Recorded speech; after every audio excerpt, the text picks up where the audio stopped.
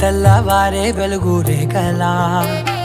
పచ్చ పచ్చ పచ్చి మట్టి బొమ్మలా అల్లి బిల్లి వెన్న పాల నురగలా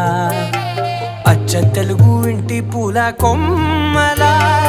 దేవదేవుడే పంపగా ఇలా దేవతే మా ఇంట అడుగే పెట్టెనంట బ్రహ్మ కళ్ళలో కాంతులే మా అమ్మలా మా కోసం మళ్ళీ లాలి పాడేనంట.